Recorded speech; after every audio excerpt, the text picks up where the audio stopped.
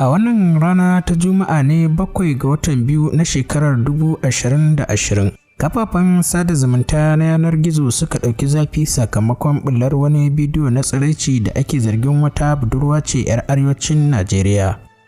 Budurwar kuwa wadda ake zargin wannan bidiyo nata ne, wato ita ce shahararriyar jarumar fina-finan Hausa wato Maryam But.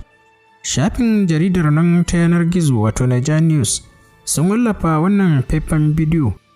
Shi dai wannan bidiyo ya kasance bai wuce tsayin daƙiƙa 3 ba, a inda a cikin bidiyon aka nuno wata budurwa tana tsaye, tsirara take haihuwar uwarta, sannan kuma tana riƙe da wani ɗan kamfe a hannunta, yayin da daga bisani ta fuskanci cewa wanda suke tare yana ɗaukan hotonta. Ganin hakan ne yasa ta yi hanzarin zuwa ta fizge wayar daga hannun wanda yake ɗaukan hoton nata. Shi dai wannan faifan bidiyo ya kasance ba shi da ingancin hoto, amma da yawan mutane da suka kalli wannan faifan bidiyo sun hakikancewa kansu cewa Maryam But ce, a inda waɗansu kuma suke ganin cewa bai kamata a yanke hukunci ba, kasancewar shi wannan faifan bidiyo ba shi da ingancin hoto. Su kansu jaridar yanar gizo ta Naija News da suka ɗora wannan faifan bidiyo sun ba shi suna ne tare da sunan Maryam But ɗin.